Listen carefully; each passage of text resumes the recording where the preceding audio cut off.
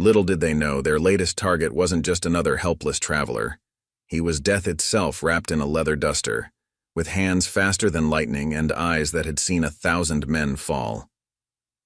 Before we jump back in, tell us where you're tuning in from. And if this story touches you, make sure you're subscribed because tomorrow I've saved something extra special for you. A lone figure on horseback emerges from the scorching heat waves of the Nevada desert, approaching the bustling mining settlement of Silver Creek. His black coat billows in the dry wind as he passes under the town's weathered wooden arch. The residents, mostly miners and merchants, pause their daily routines to study the newcomer with suspicious eyes. The stranger, who people would later call Shadow, due to his dark attire and silent demeanor, guides his steel-gray stallion toward the town's main street. The clip-clop of hooves against wooden planks echoes through the suddenly quiet thoroughfare. Outside the Golden Nugget Saloon, 3 men in matching red bandanas, the notorious Reed brothers, stop their card game to observe the newcomer, their hands instinctively moving toward their holsters.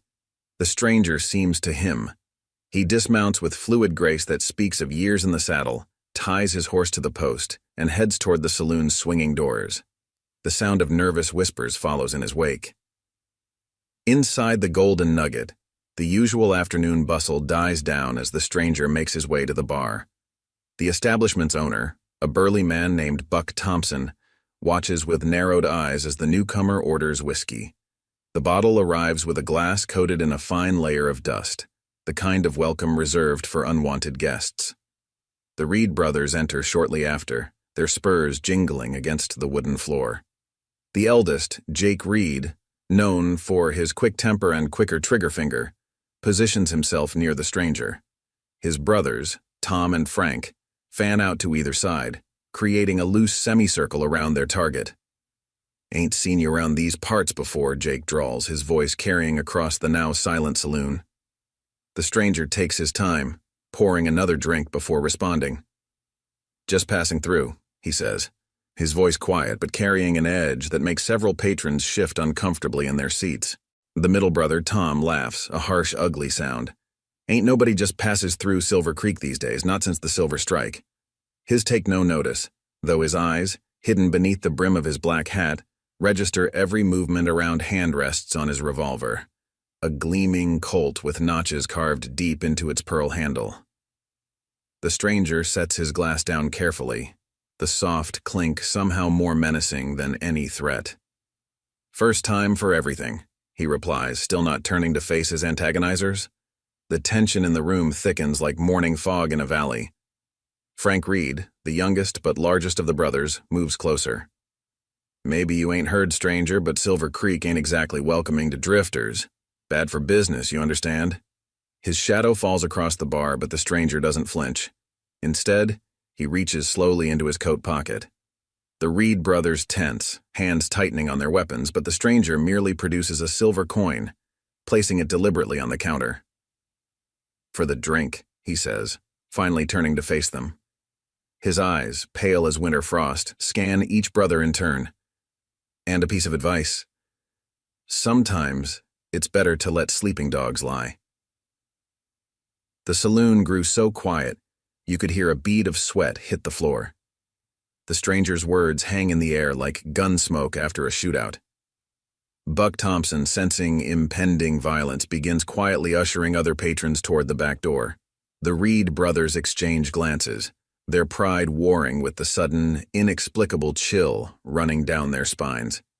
The afternoon sun streams through the saloon's dirty windows, casting long shadows across the floor. In Silver Creek, where violence is as common as dust, something feels different about this confrontation. The stranger's calm demeanor speaks of confidence born not from bravado but experience, the kind that only comes from surviving countless similar situations. Little do the Reed brothers know, they're about to learn why some strangers are better left alone. Jake Reed's hand hovers over his holster, his trigger finger twitching with anticipation. The stranger's words have struck a nerve, and everyone in the Golden Nugget knows what happens when Jake Reed gets irritated. The last fool who crossed him ended up fertilizing the desert flowers. "Sleeping dogs, huh?" Jake spits on the floor near the stranger's boots. Funny thing about dogs in Silver Creek, they tend to bite. He takes a step forward, close enough now that the stranger can smell the cheap whiskey on his breath. And we bite hard. The stranger doesn't move, doesn't even blink. His stillness is unnatural, like a rattler before it strikes. Tom and Frank maintain their positions, creating a deadly triangle around their target. The few remaining patrons press themselves against the walls, knowing they're about to witness either a slaughter or a miracle. "Last chance to walk away, friend," Frank says, his voice carrying a false note of concern. "Hate to see a man die over a simple misunderstanding." His massive frame blocks the path to the door, while Tom edges closer to cut off any escape route toward the back room. The stranger finally moves, but not in any way the Reed brothers expect. He picks up his glass, downs the remaining whiskey in one smooth motion, and sets it back down with deliberate care. "3 against 1, he says, his voice carrying no trace of fear. "Hardly seems fair." Jake's laugh is sharp and ugly. "Fair. This ain't about fair. This is about—" Before he can finish his sentence, the stranger's elbow shoots backward with lightning speed, catching Jake square in the throat. As Jake stumbles, gasping for air, the stranger spins with impossible grace, his coat whirling like a matador's cape. Tom draws first, but his shot goes wide as the stranger's boot connects with his wrist. The gun clatters across the floor, sliding beneath a nearby table. Frank, despite his size, moves with surprising speed, but the stranger is faster. He ducks under Frank's wild swing, using the bigger man's momentum to send him crashing into the bar. Jake, recovering his breath, reaches for his gun. The stranger's movement is barely perceptible, a blur of motion ending with Jake's own weapon pressed against his temple. The other patrons gasp at the display of speed. None of them saw the stranger draw his own weapon. None of them even knew he was armed. "Like I said," the stranger's voice remains calm, "hardly seems fair to you." He kicks Jake's legs out from under him, sending the eldest Reed brother sprawling in the dirt and spilled whiskey. Tom, nursing his injured wrist, freezes in place.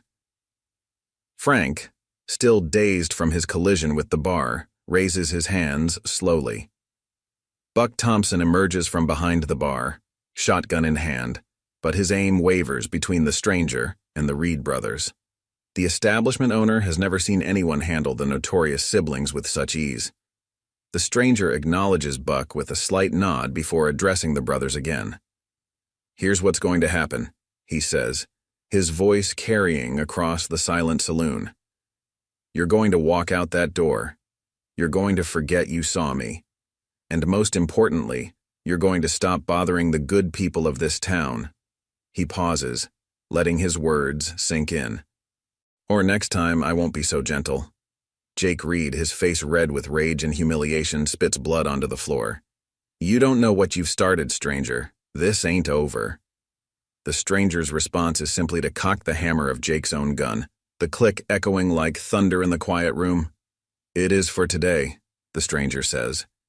He backs away, keeping the weapon trained on the brothers as they slowly gather themselves. Jake limps toward the door, supported by Frank, while Tom cradles his injured wrist. The entire confrontation has lasted less than a minute, but its implications will ripple through Silver Creek like a stone dropped in still water. As the Reed brothers stumble out into the harsh afternoon sun, the remaining patrons stare at the stranger with a mixture of fear and awe. He places Jake's gun on the bar, slides another silver coin toward Buck, and adjusts his hat. "Sorry about the mess," he says quietly, though his eyes suggest he's not sorry at all. The whispers begin immediately. In a town where violence is currency, they've just witnessed something extraordinary. A man who moves like lightning and fights like a force of nature. But, as the patrons will soon learn, this is only the beginning of Silver Creek's reckoning. Preparing and narrating this story took us a lot of time, so if you are enjoying it, subscribe to our channel. It means a lot to us. Now back to the story. Night falls over Silver Creek, bringing with it an uneasy quiet. In his rented room above the Golden Nugget, the stranger sits by candlelight, cleaning his gun with practiced precision.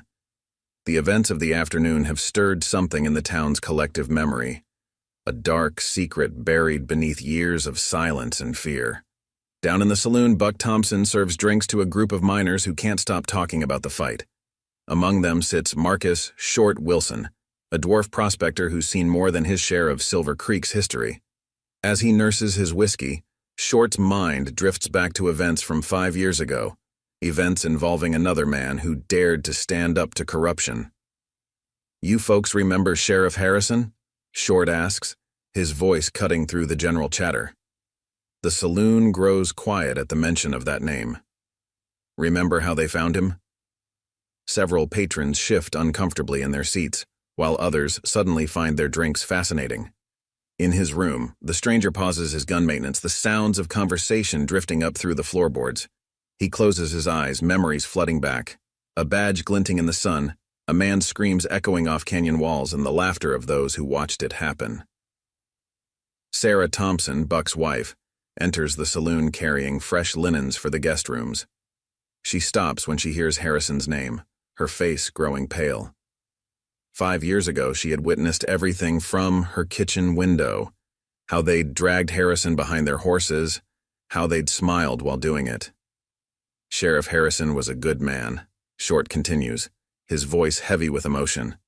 "Tried to stop the Reed brothers and their boss from running their protection racket, tried to keep Silver Creek honest."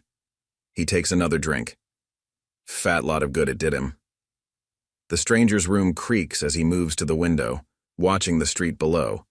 In the moonlight, he spots 3 figures skulking between buildings. The Reed brothers, nursing their wounds and their pride.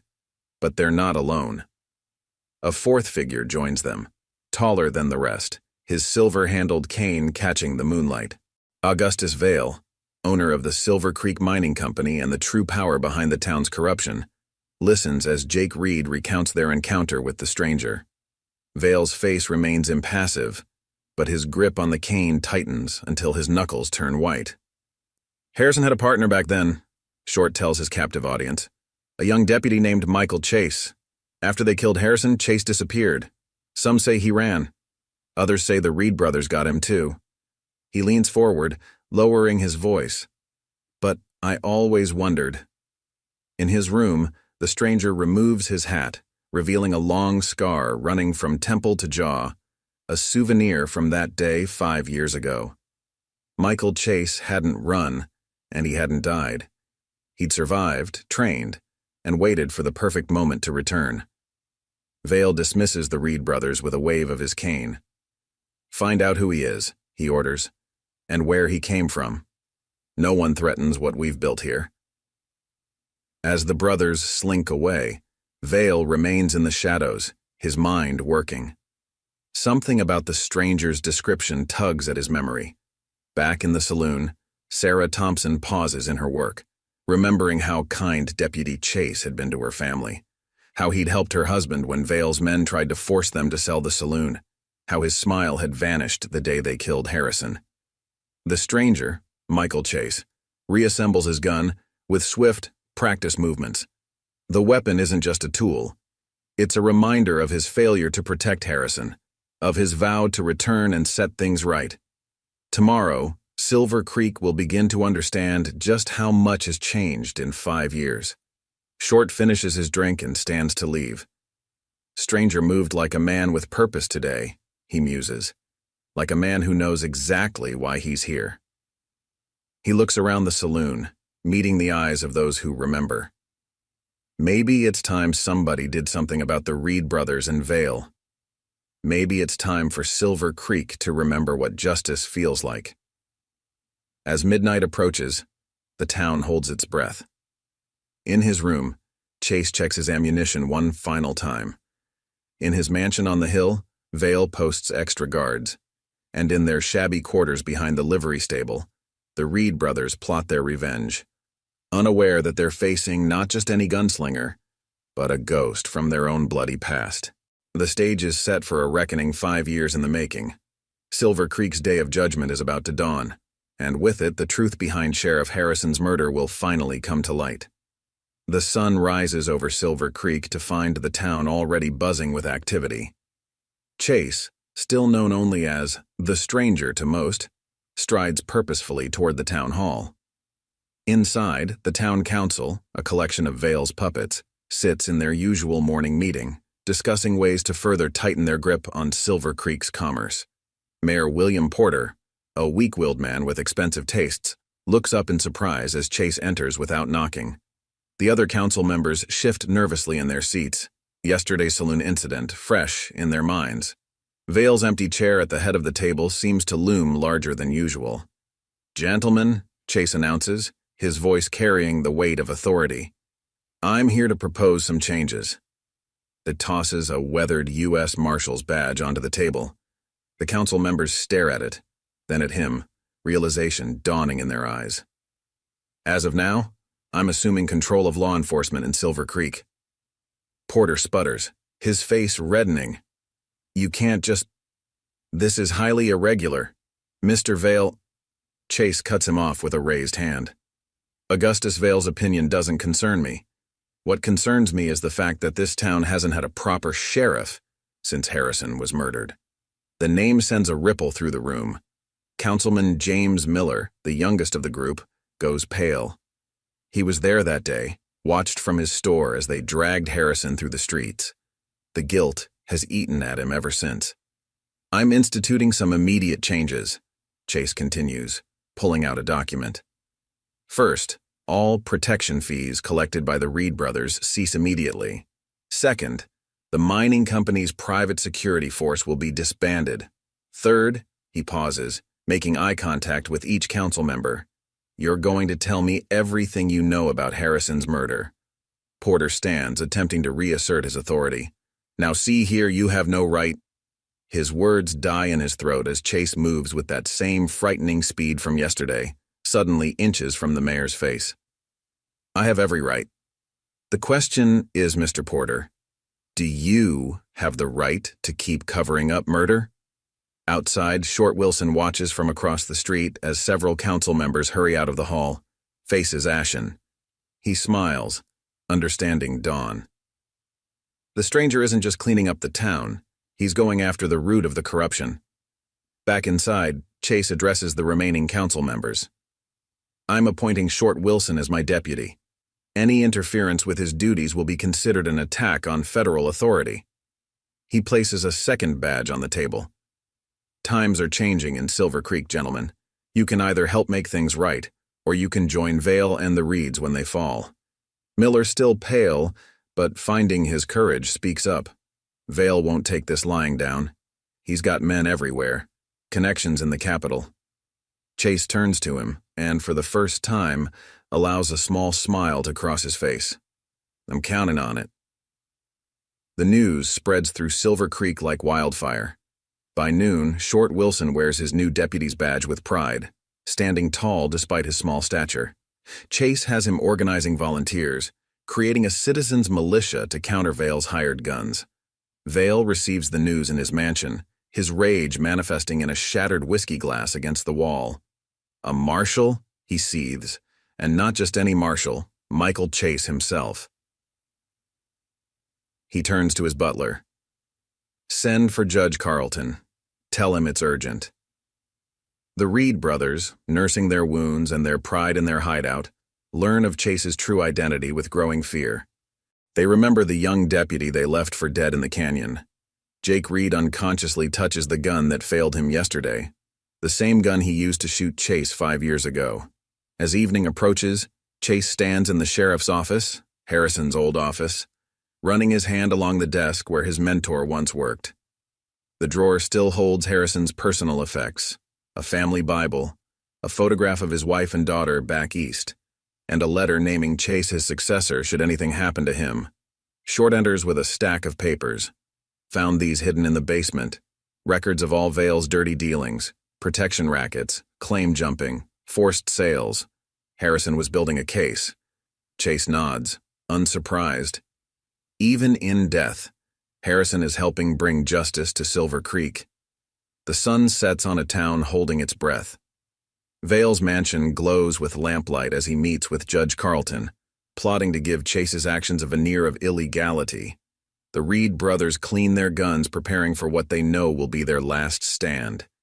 And in the sheriff's office, Chase and Short Wilson plan how to dismantle a corrupt empire without destroying the town it's built upon. Tomorrow, the real war for Silver Creek's soul begins. As dawn breaks over Silver Creek, Chase begins implementing his plan.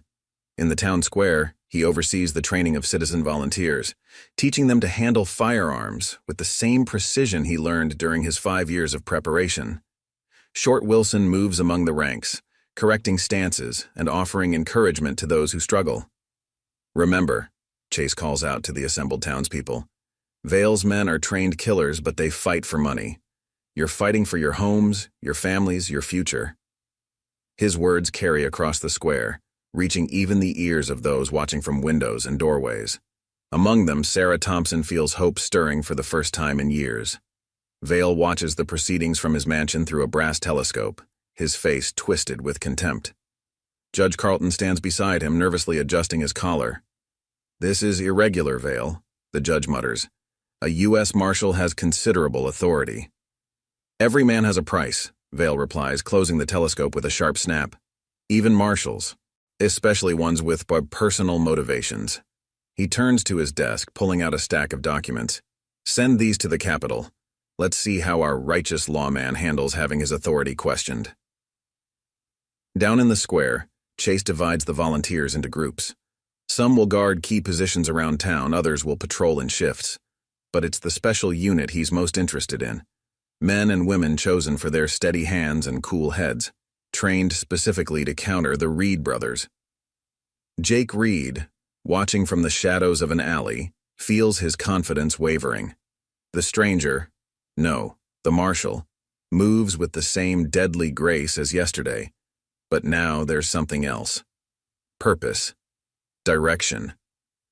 The kind of determination that comes from years of planning. "Your shot hit him clean 5 years ago," Tom Reed whispers, noticing his brother's unease.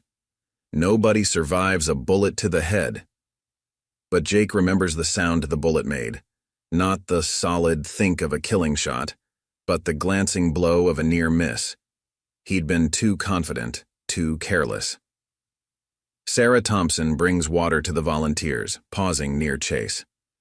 "I remember you now," she says quietly. "You used to take your coffee with honey instead of sugar. Said it reminded you of home." Chase's stern expression softens slightly. "Some things don't change, Mrs. Thompson." As the morning progresses, Short Wilson notices changes in the town.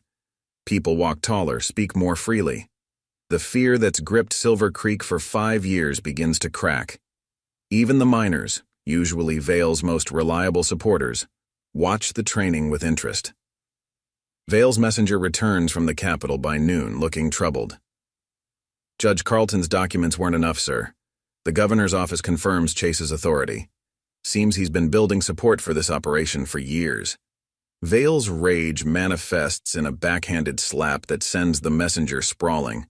In the sheriff's office, Chase and Short review Harrison's hidden documents. "Vale's been smart," Short observes. "Never gets his own hands dirty." Chase nods, but his eyes gleam. "That's why we're not just after Vale. We're taking down his entire operation piece by piece." The afternoon brings the first test of the new order. 2 of Vale's collectors arrive at the general store, demanding their usual payment. They find themselves facing not just the shopkeeper, but 4 armed citizens. The collectors retreat, but everyone knows this is just the beginning. As evening approaches, Chase gathers his most trusted volunteers in the sheriff's office. "Tomorrow," he announces, "we start taking back what they stole. Every claim they jumped, every business they muscled in on, we're setting it right." He rolls out a map marked with red circles, Vale's properties, legitimate and otherwise. The Reed brothers receive their orders from Vale as darkness falls. "Kill him," Vale commands. "Kill him. Kill Wilson. Kill anyone who stands with them. By sunrise, I want this rebellion crushed." But Jake Reed sees something in Vale's eyes he's never noticed before. Fear. In his room above the saloon, Chase sits cleaning his guns. On the table before him lies Harrison's badge, a reminder of why he's here. Sarah Thompson brings him coffee, with honey, and pauses at the door. "What if Vale brings in more men?" she asks. Chase's reply is calm but determined. "That's exactly what I'm counting on. The more men he brings, the more witnesses to his crimes. The more desperate he becomes, the more mistakes he'll make." He looks up at her. "5 years ago, I learned that one man can't stop them. But a town united? That's something else entirely." The night settles over Silver Creek like a powder keg waiting for a spark. Tomorrow will determine whether Chase's plan succeeds or if Vale's corrupt empire will claim another life. But this time, the marshal isn't fighting alone. Vale's first strike comes before dawn. 24 hired guns surround the sheriff's office, expecting to catch Chase and his deputies sleeping. Instead, they find themselves caught in a carefully laid trap. Chase's volunteers, positioned in surrounding buildings, hold their positions until the signal. "Last chance to walk away," Chase's voice rings out from the darkness. "Vale's not worth dying for." The hired guns exchange uncertain glances, their confidence wavering. Before they can decide, Jake Reed pushes through their ranks, his face twisted with rage and fear. "You should have stayed dead, Chase," Jake shouts, his voice cracking. "We made sure to dig the grave deep enough." Chase's response comes not in words but in action. A single shot rings out, and Jake's gun flies from his hand, the barrel bent from the impact of Chase's bullet. The battle erupts in earnest. Chase's volunteers prove their worth, their disciplined fire keeping Vale's men pinned down. Short Wilson coordinates the defense from the hotel roof, his small size making him a difficult target, as he directs his people with hand signals. Vale, watching from his mansion, realizes his first assault has failed. In a fury, he sends for his ace in the hole, a notorious gunslinger known as the Rattler, famous for his speed and accuracy. The messenger rides out of town at full gallop, carrying Vale's desperate plea and a bag of gold. Back in town, the fighting dies down as Vale's men retreat, leaving 3 of their own dead and several wounded. The Reed brothers vanish into the morning mist, their reputation in tatters. Chase surveys the damage, 2 volunteers wounded, but none killed. The town's first test has been passed. Sarah Thompson tends to the wounded in the saloon, now converted to a makeshift hospital. "They'll be back," she says as Chase enters. "Vale won't stop until—" She trails off, seeing the look in Chase's eyes. "That's exactly what I'm counting on," he replies. Throughout the morning, Chase and Short Wilson fortify key positions around town. The mining office, the assay office, the bank, each becomes a strong point in their defense. But Chase seems distracted, as if waiting for something. Short notices his frequent glances toward the south road.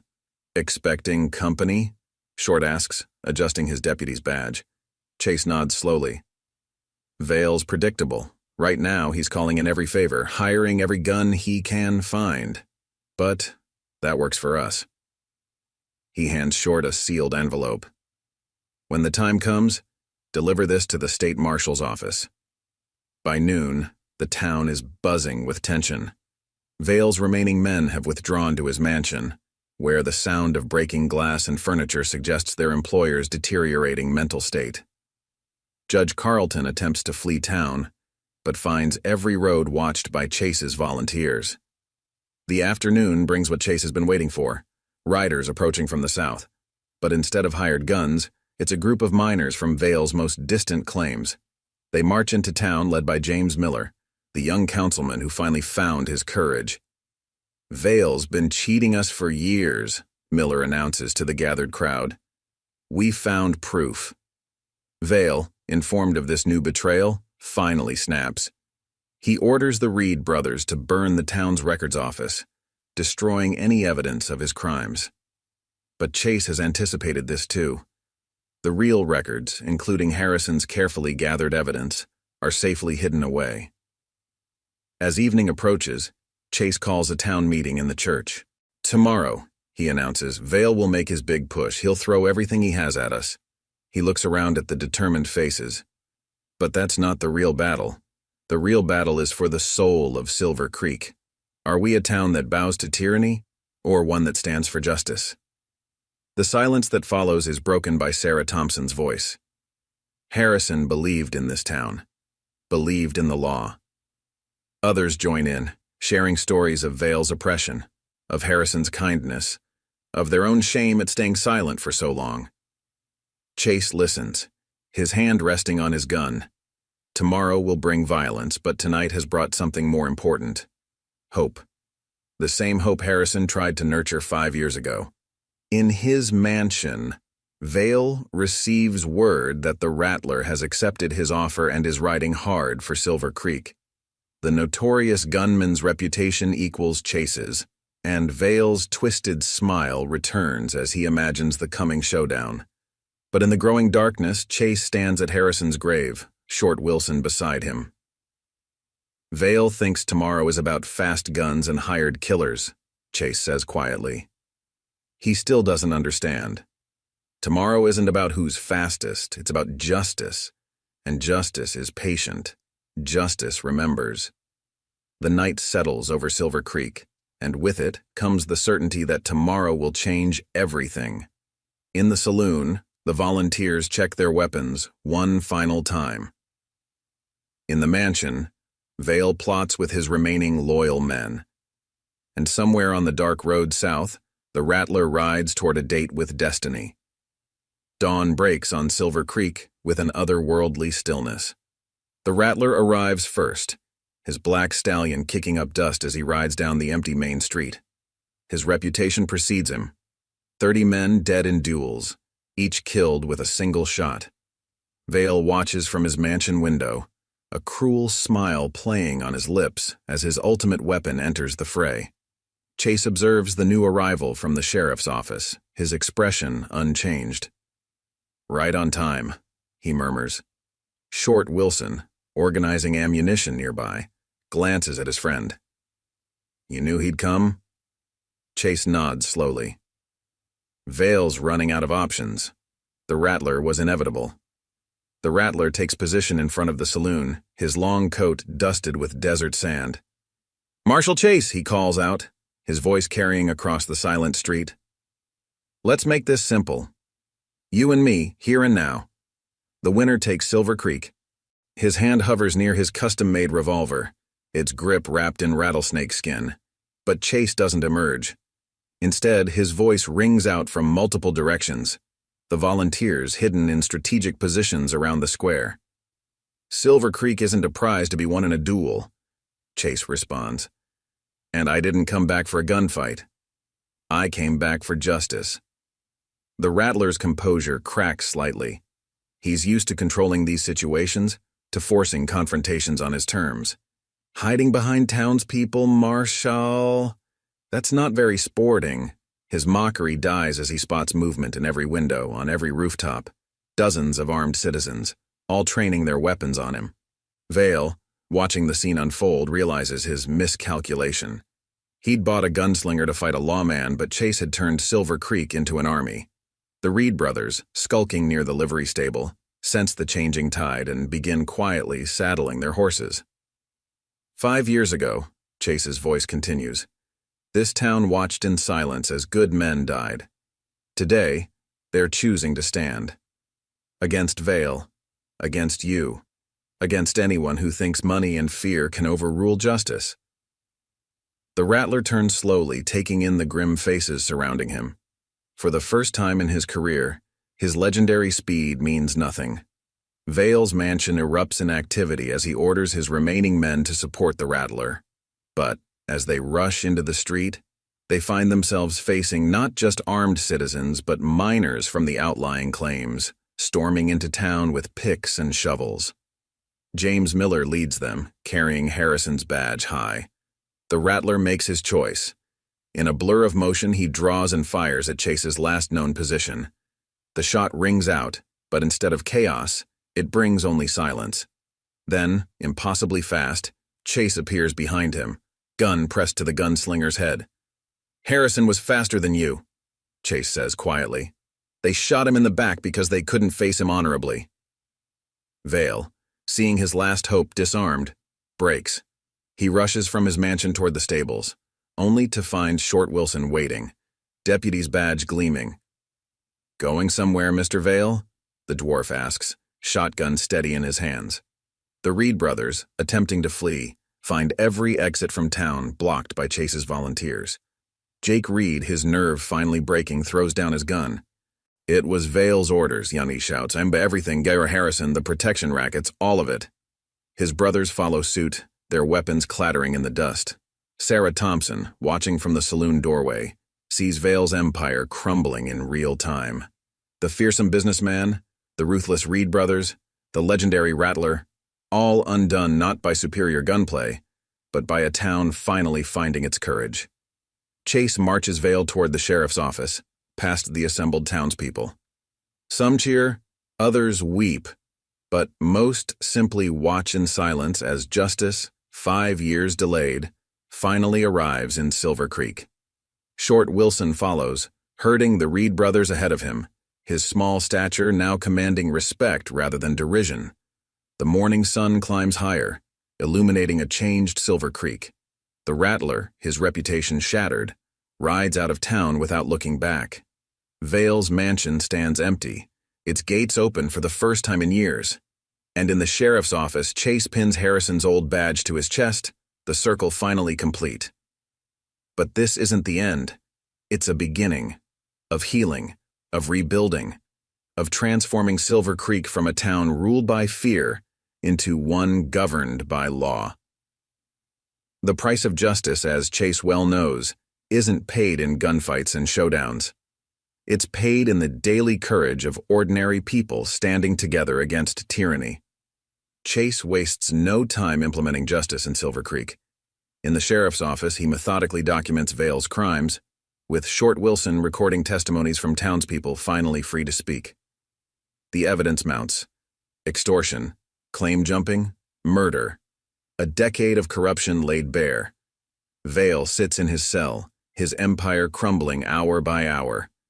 Outside, citizens reclaim their stolen properties, miners return to their rightful claims, and businesses tear up their protection contracts. The Reed brothers occupy adjacent cells, their swagger replaced by bitter silence. "The state marshal's office will be here within days," Chase informs Vale through the cell bars.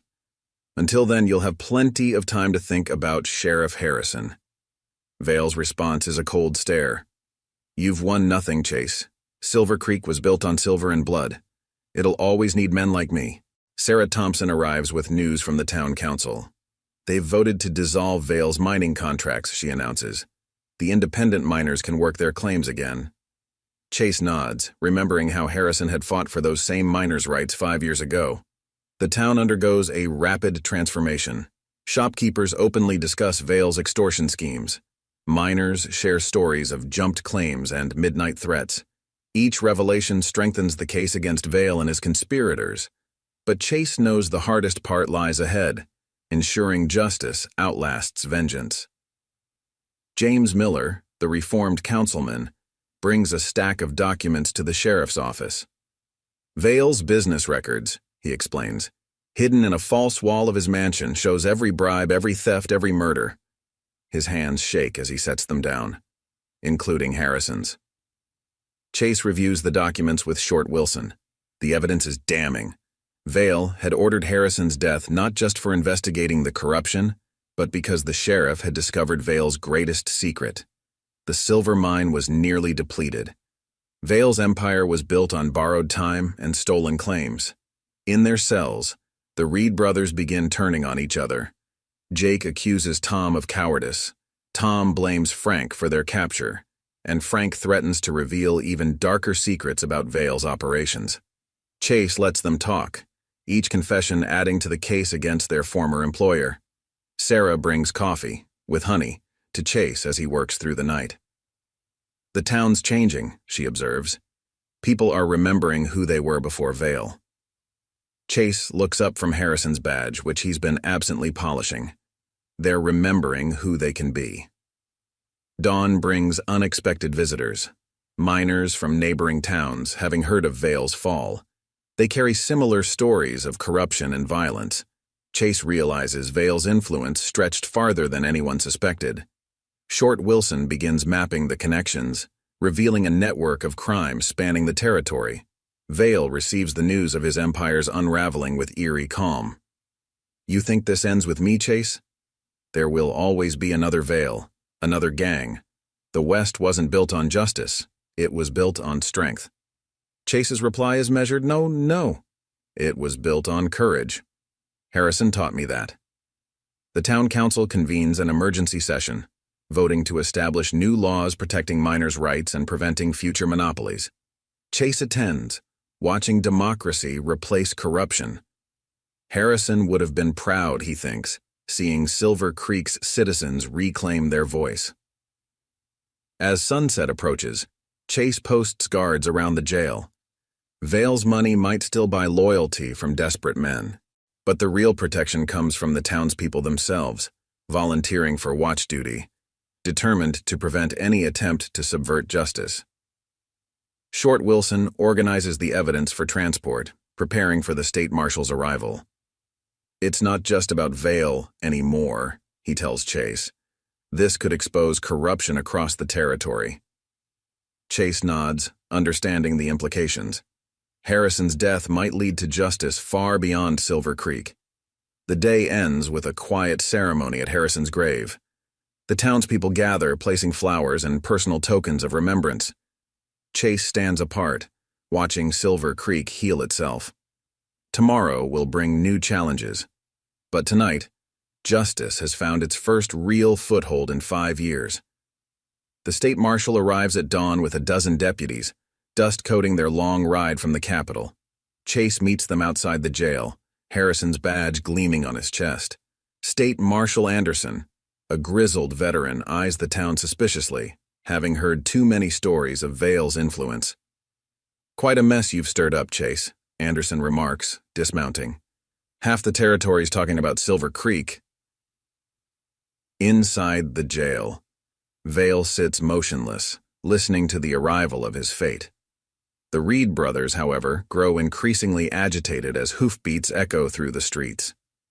Chase leads Anderson through the evidence, methodically presenting the documents, testimonies, and financial records. Short Wilson contributes key details, his perfect recall of dates and figures impressing the state lawman. "Harrison started this investigation," Chase explains. "We just finished it." Vale's transfer to state custody begins as townsfolk gather to watch. As deputies lead him out, Vale locks eyes with Chase. "You think this is justice?" he sneers.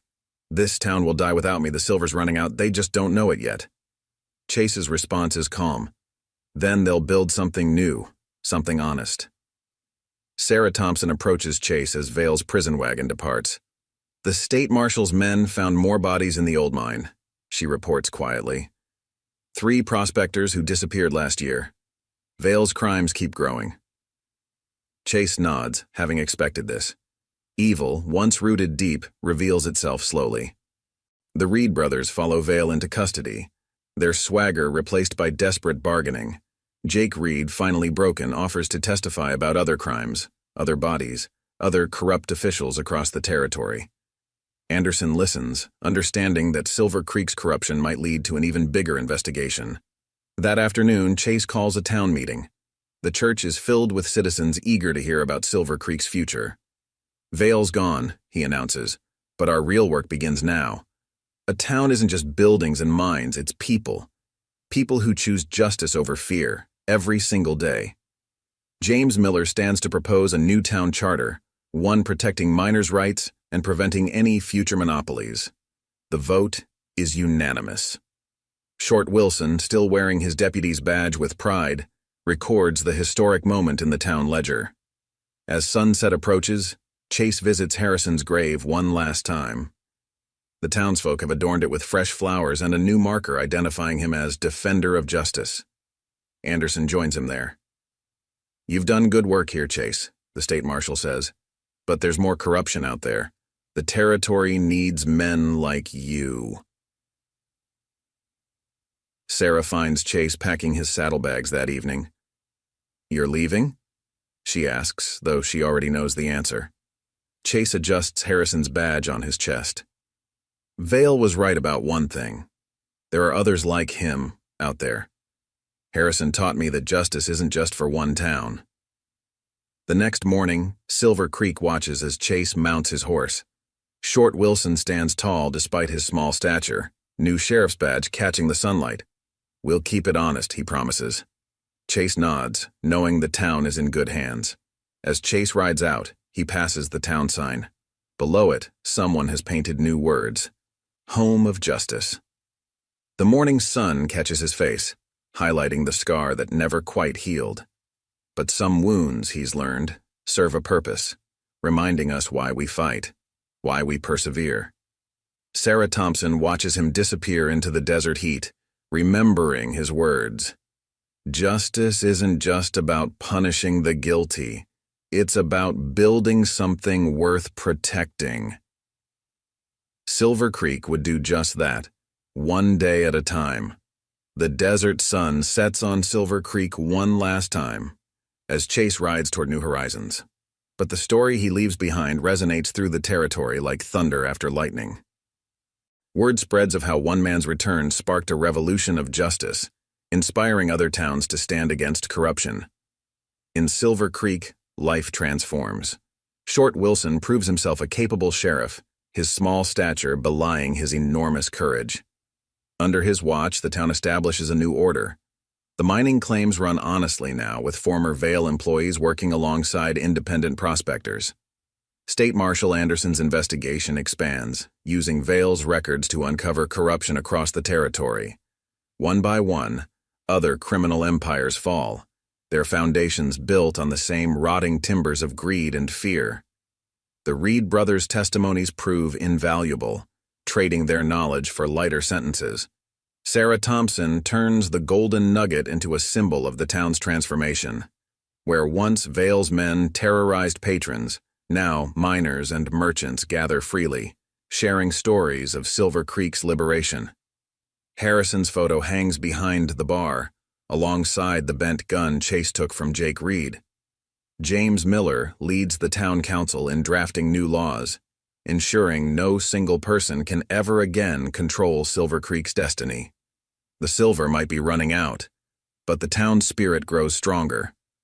New businesses emerge: a railroad office, a cattle company, a school. Vail's prediction of the town's death proves as hollow as his empire. Chase's legend grows with each passing month. Tales spread of the lawman who returned from the dead, who turned a town of cowards into an army of citizens. But those who were there know the truth. The real hero wasn't Chase's gun, but Harrison's legacy of justice and courage. 1 year later, a letter arrives for Short Wilson. Chase writes of other towns, other battles, other triumphs of justice over tyranny. But he always ends with the same message.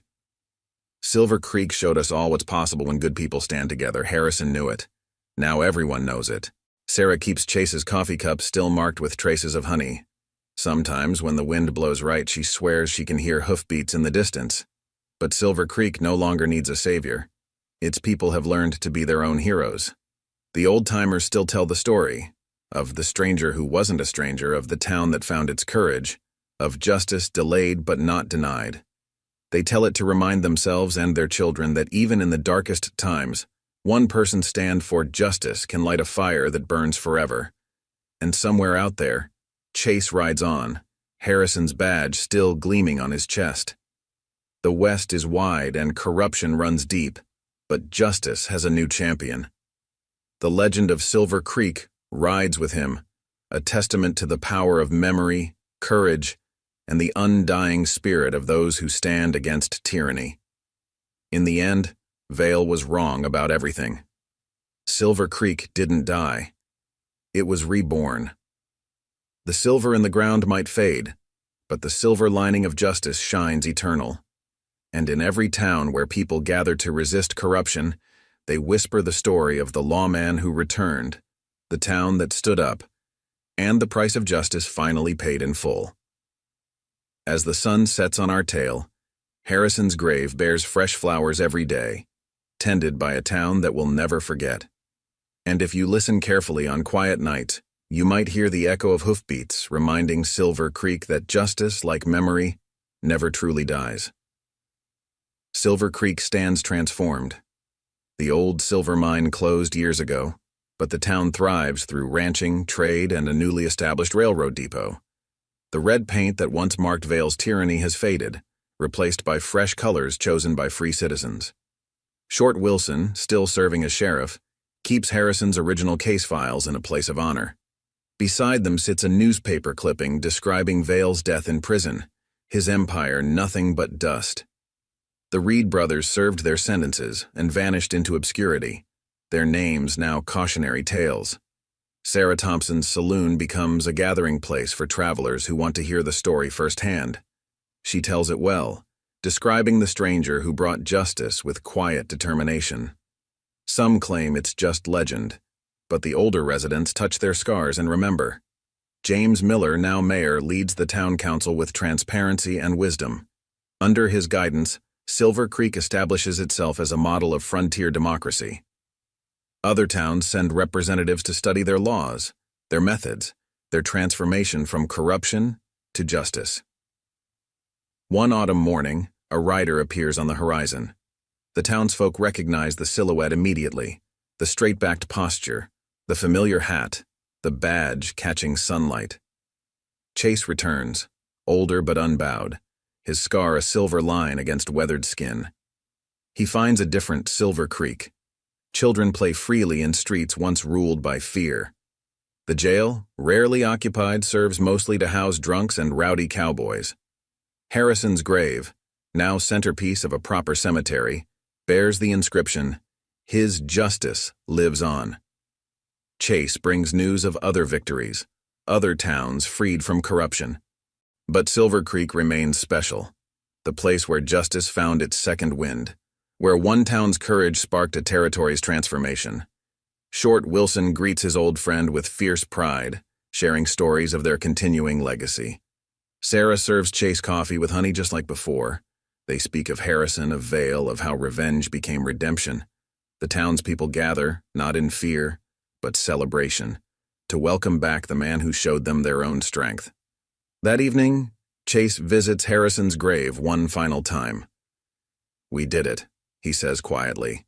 "Your death wasn't the end. It was the beginning." Behind him, Silver Creek's lights twinkle like earthbound stars, each one representing a family living free from fear.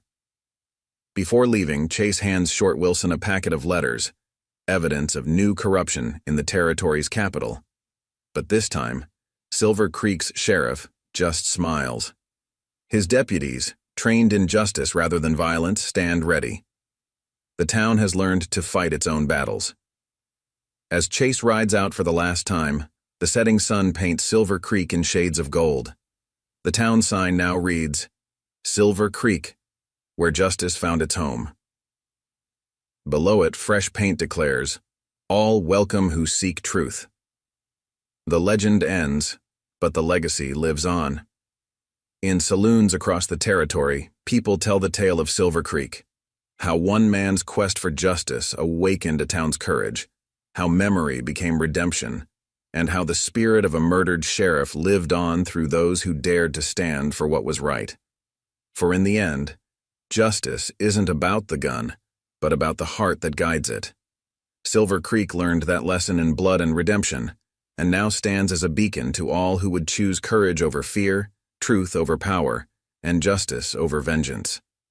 The hoofbeats fade into desert silence, but their echo remains in the spirit of Silver Creek, a town that died and was reborn, where justice found its second chance, and where the price of freedom was paid in full measure by those who dared to stand. Up next, you've got two more standout stories right on your screen. If this one hits the mark, you won't want to pass these up. Just click and check them out. And don't forget to subscribe and turn on the notification bell so you don't miss any upload from us.